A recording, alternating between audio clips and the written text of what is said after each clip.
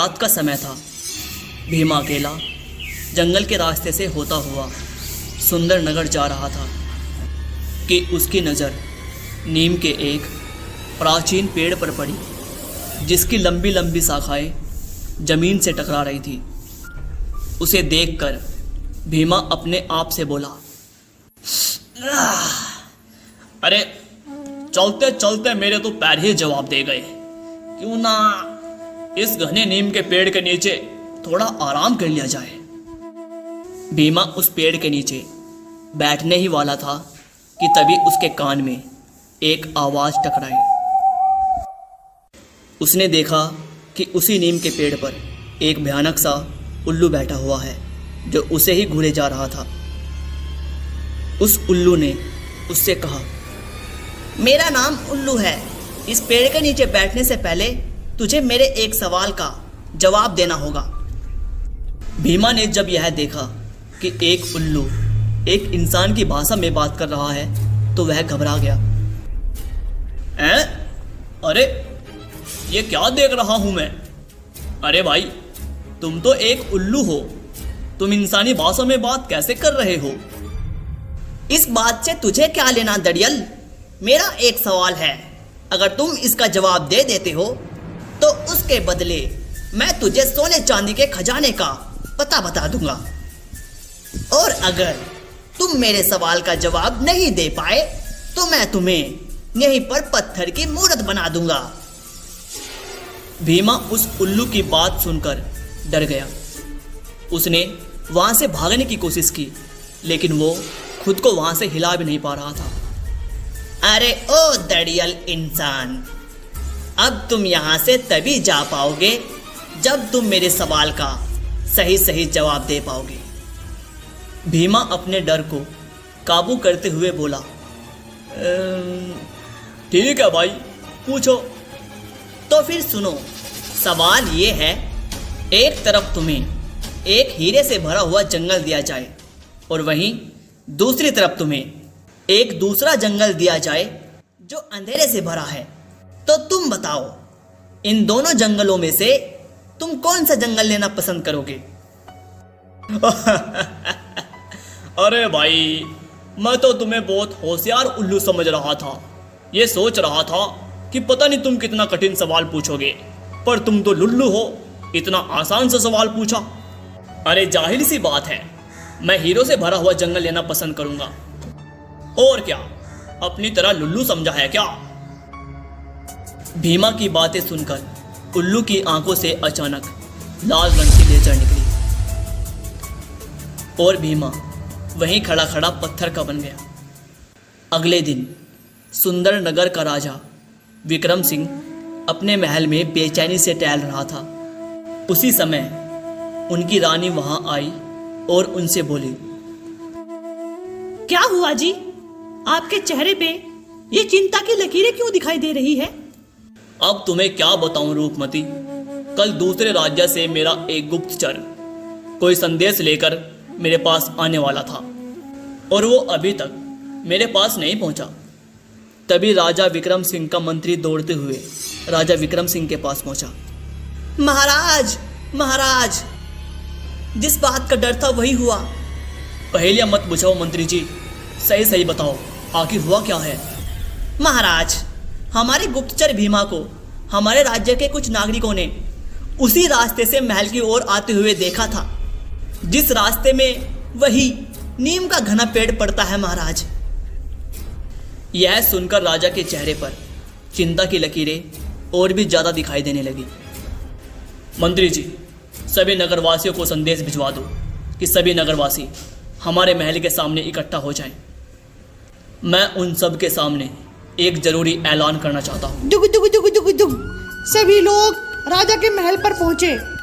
कुछ ही देर में सभी नगरवासी महल के सामने इकट्ठा हो गए और राजा अपने महल की छत पर खड़ा होकर सभी लोगों से बोला, मेरे सुंदर नगर के वासियों, आज मैं ये ऐलान करता हूं कि तुम में से कोई भी नगरवासी उस रास्ते से कभी आना जाना नहीं करेगा जिस रास्ते में वह नीम का प्राचीन पेड़ पड़ता है।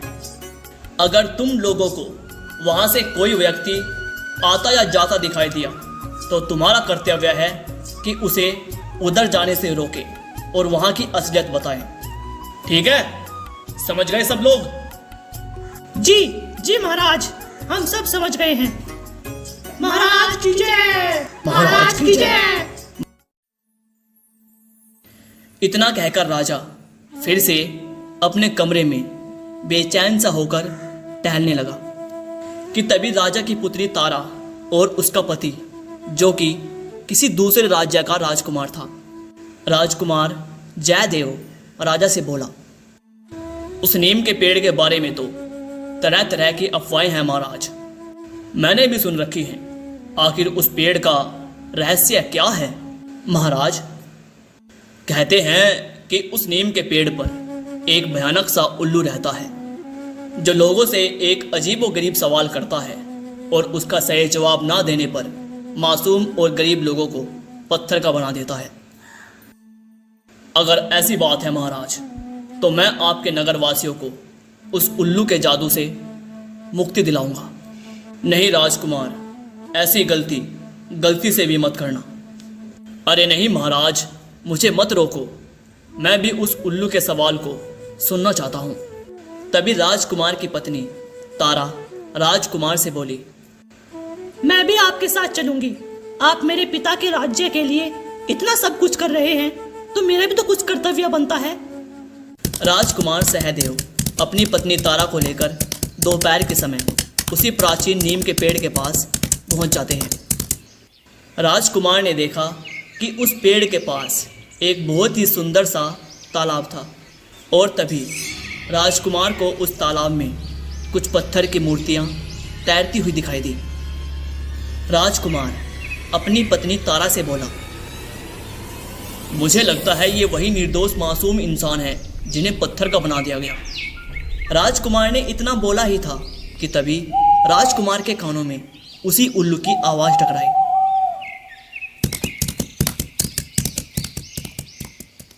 क्या बात है, अब तक तो विक्रम सिंह की प्रजा और कुछ मूर्ख लोग ही यहाँ आते थे, लेकिन आज तो महाराज के दामाद और उनकी पुत्री साक्षात यहाँ पधारे हैं।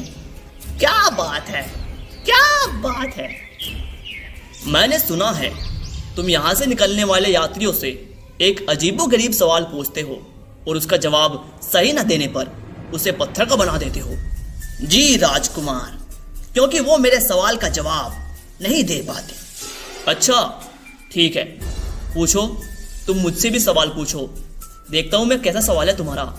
बड़े निडर हो राजकुमार, मुझे लगता है तुम्हें खुद पर कुछ ज्यादा ही भरोसा है। उस जादुई उल्लू ने राजकुमार और तारा से वही सवाल किया जो वो वहां से निकलने वाले यात्रियों से करता था। सवाल यह है राजकुमार कि एक तरफ तुम्हें एक हीरे से भरा हुआ जंगल दिया जाए और वहीं दूसरी तरफ तुम्हें एक ऐसा जंगल दिया जाए जो अंधेरे से भरा है। तुम बताओ कौन सा जंगल लेना पसंद करोगे? तारा आहिस्ता से अपने पति राजकुमार सहदेव से कहती है, ए जी, ये तो घना ही बेवकूफ उल्लू है। इतना आसान सवाल है, इसका जवाब तो आप बहुत आसानी से दे देंगे। जाहिर सी बात है, कोई भी इंसान अंधेरे से भरा हुआ जंगल क्यों चुनेगा? वो तो हीरों से भरा हुआ जंगल ही चुनेगा ना।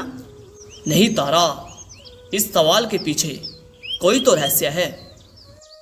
राजकुमार उस जादुई उल्लू से बोला, उल्लू जी, मैं अंधेरे से भरा हुआ जंगल चुनूंगा। राजकुमार का जवाब सुनकर उल्लू चौंक पड़ा।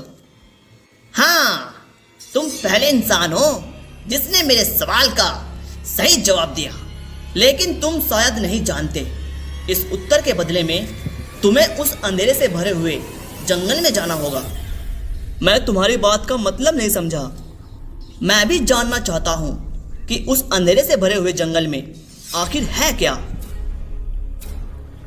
अचानक उस नीम के पेड़ पर एक रास्ता बन गया। राजकुमार सहदेव समझ गए कि अंधेरे से भरे हुए जंगल में जाने का रास्ता यही है। राजकुमार सहदेव ने अपनी पत्नी का हाथ पकड़ा और सीधे उस रास्ते के अंदर चले गए। और कुछ ही देर बाद राजकुमार सहदेव और उसकी पत्नी ने खुद को एक बहुत ही घने अंधेरे से भरे हुए जंगल में पाया। उस जंगल के पेड़ एक राक्षस की भांति मालूम पड़ रहे थे। वो इतने विशाल और बड़े थे। ये कैसा जंगल है सहदेव? यहाँ पर तो अंधेरे के अलावा और कुछ भी नहीं है। क्या यहाँ पर सूरज नहीं निकलता? उसके बाद सहदेव और उसकी पत्नी के कानों में एक आवाज टकराई, जैसे कोई इंसान चिल्ला रहा हो। तारा, इस जंगल में हमारे अलावा भी यहाँ कोई और इंसान भी मालूम पड़ता है। हमें तुरंत वहां जाकर देखना चाहिए।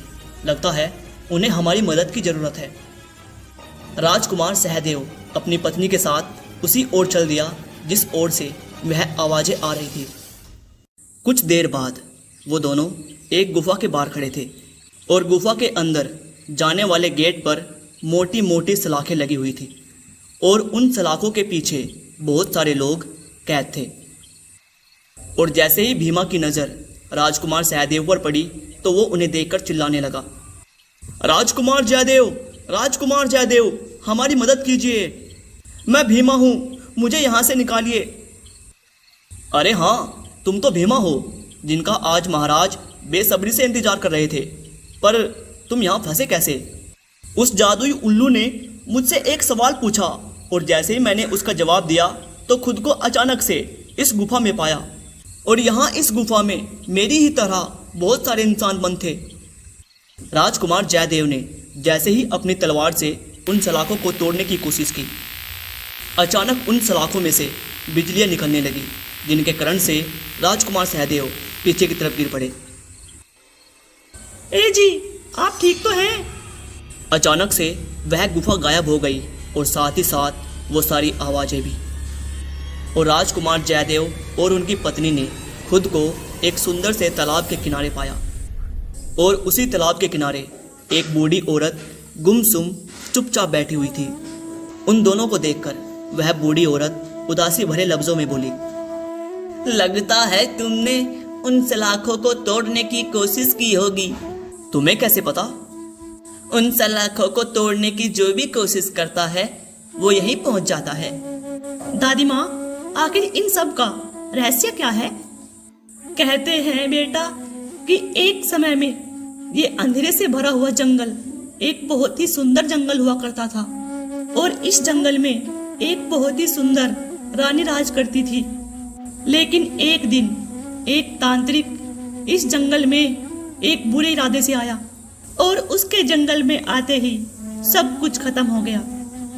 तुम्हें अगर बाहर निकलना है और उन सभी लोगों को आजाद कराना है तो तुम्हें उस तांत्रिक को खत्म करना होगा। तो मुझे बताओ दादी माँ, वो तांत्रिक कहाँ मिलेगा? यहाँ से कुछ ही दूर एक बहुत पुराना खंडर है। कहते हैं उसने अपनी पाप से भरी हुई दुनिया वहीं बसा रखी है। दादी माँ, आप चिंता मत करिए, मैं उसे खत्म कर दूंगा। बेटा ध्यान रखना, वो तुमसे एक सवाल करेगा पर तुम उसका जवाब मत देना। लेकिन तुम उससे एक ऐसा सवाल करना जिससे वो उस सवाल को हल करने में कुछ देर के लिए उलझ जाए और तुम्हें उसी मौके का फायदा उठाकर उस पर वार करना है। राजकुमार बिना देरी किए अपनी पत्नी के साथ उसी खंडर की ओर चल दिया। उन्हें एक पहाड़ी पर एक सुनसान और टूटा हुआ खंडर दिखाई दिया। क्या हमें उस पहाड़ पे चढ़कर उस खंडर में जाना चाहिए? अगर हमें रहस्यों के परतों की गहराई में उतरना है और उन्हें सुलझाना है तो हमें उस खंडर के अंदर जाना ही होगा। क्या उस बूढ़ी औरत की बात पर भरोसा किया जा सकता है? तारा, हमारे पास और कोई रास्ता नहीं है। इतना कहकर वो दोनों खंडर की ओर चल दिए और कुछ ही देर में वो दोनों उस टूटे हुए खंडर के मुख्य गेट पर खड़े थे।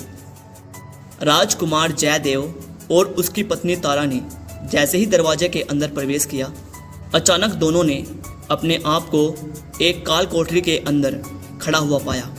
उस गुफा के अंदर एक बाबा काले कपड़े पहने हुए बैठा हुआ था। लगता है तुम वही तांत्रिक हो। वह तांत्रिक हंसता हुआ बोला, काफी समझदार हो राजकुमार। क्या तुम मुझे जानते हो?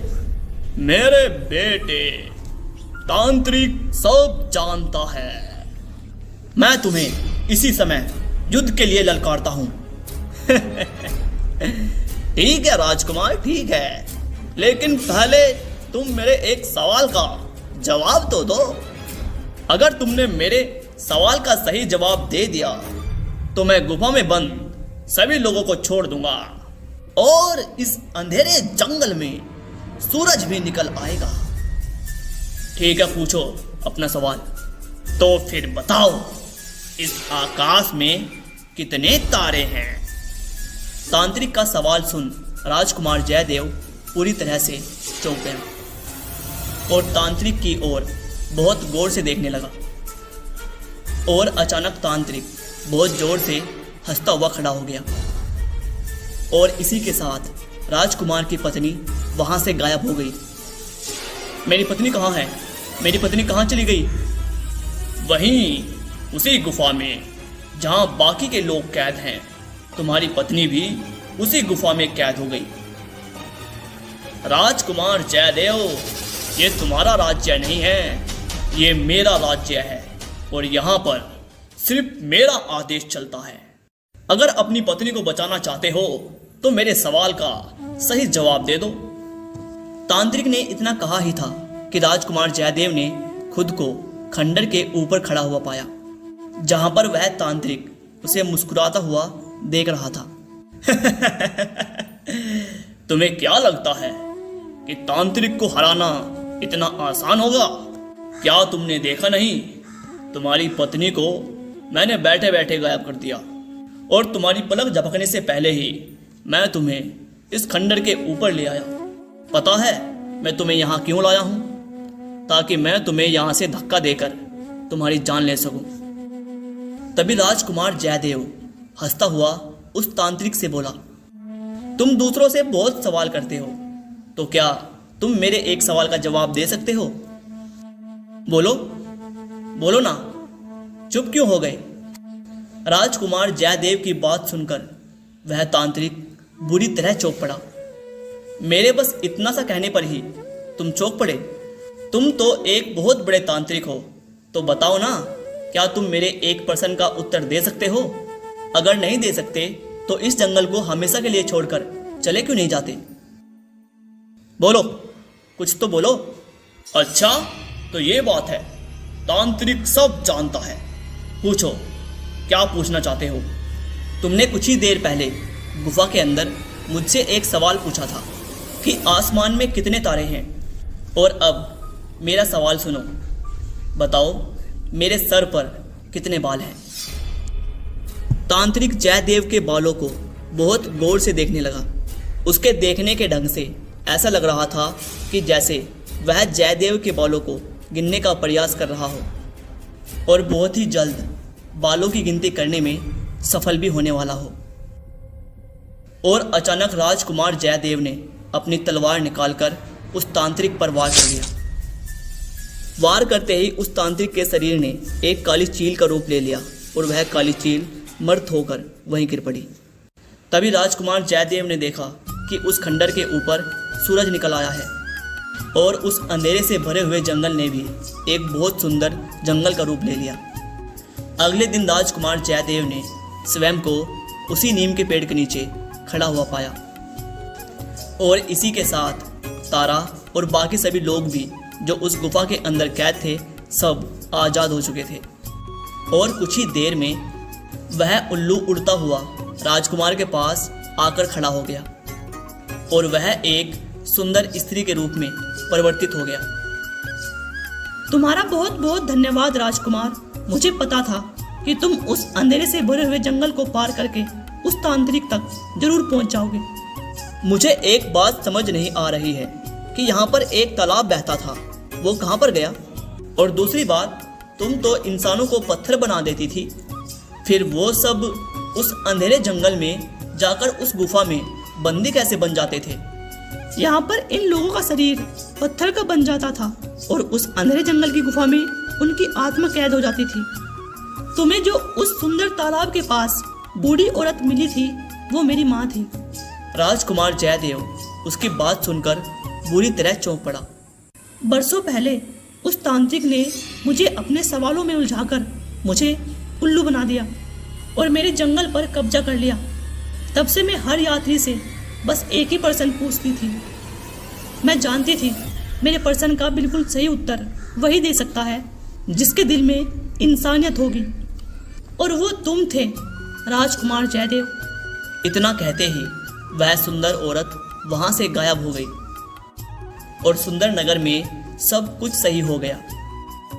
अगर कहानी अच्छी लगी हो तो प्लीज़ कहानी को लाइक किए बिना मत जाना और ऐसी कहानियों के लिए चैनल को सब्सक्राइब करना मत भूलना।